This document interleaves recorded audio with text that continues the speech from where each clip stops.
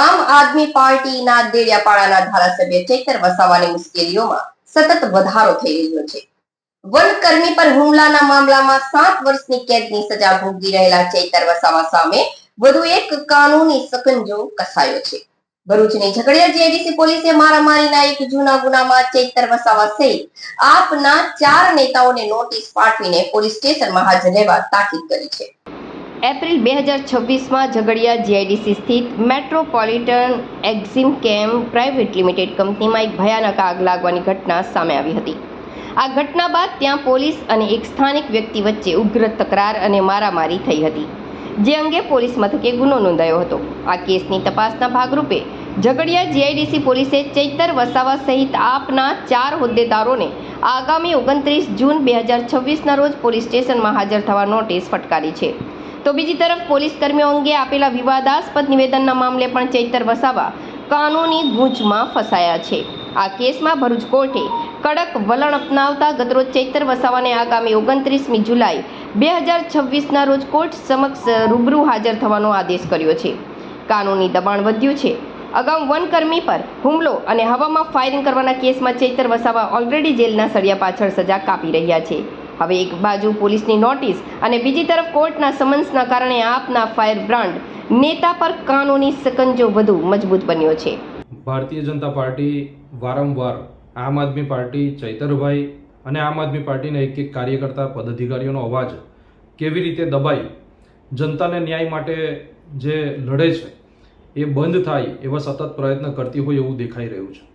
હાલમાં જ આપણે સૌએ જોયું કે ધારાસભ્ય શ્રી ચૈતરભાઈને 7 વર્ષની કેદની સજા આપવામાં આવી. આ આખા ગુજરાતને એક દુઃખની લાગણી અનુભવી રહ્યું છે આજે. પરંતુ આજે ચૈતરભાઈ બરોડા સેન્ટ્રલ જેલમાં છે, એમના પત્ની પણ સેન્ટ્રલ જેલમાં છે ને એમના સહિત અન્ય બીજા 8 લોકો પણ જેલની અંદર છે. પરંતુ હાલમાં જ જે 27/4/2026ના રોજ એક ઘટના ઘટી હતી ઝઘડિયા જીઆઈડીસીની અંદર, એમાં જે પરિવારના ન્યાય માટે અમે સૌ ત્યાં આગળ પહોંચ્યા ને ત્યારે જે ઘટના ઘટી, જે લાફાકાંડની જે વાત કરવામાં આવે છે, એ જે ઘટના ઘટી એ ઘટના દરમિયાન ત્યાંથી અમે સૌ નીકળ્યા. ત્યારબાદ પોલીસ દ્વારા એક જ દિવસની અંદર 3 FIR કરવામાં આવી. આ 3 જે FIR કરવામાં આવી, આ 3 FIRની અંદર મારું ચૈતરભાઈનું નામ, રજનીકાંતભાઈ અમારા વાલિયાના આગેવાન, અમારા સર્જનભાઈ ઝઘડિયાના આગેવાન છે, આ લોકોના નામ અંદર એડ કરવામાં આવ્યા અને અન્ય બીજા 15 લોકોના નામ અંદર એડ કર્યા છે. ત્યારે આ 3 FIRના સંદર્ભમાં અમને નોટિસ મળી છે અને એ નોટિસના આધારે 29 તારીખે અમારે જવાબ લખાવવા માટે જવાનું છે. ચોક્કસથી અમે પોલીસને આની અંદર સાથ અને સહયોગ આપીશું, અમે જવાબ લખાવીશું. પરંતુ જે ગુજરાતની કાયદો વ્યવસ્થા છે એ કેમ અલગ અલગ છે? આજે લોકોના અન્યાય જ્યારે લોકો સાથે થઈ રહ્યો હોય ને એના ન્યાય માટે જ્યારે અમે સૌ લડતો આપતા હોય ત્યારે અમારી ઉપર ખોટી FIRઓ કરી અને આ ગુજરાતની અંદર આ જનતા જોઈ રહી છે, ગુજરાતની અંદર જે લોકોને ન્યાય ન મળે એવા સતત પ્રયત્ન ભારતીય જનતા પાર્ટી કરતી હોય એવું દેખાઈ રહ્યું છે.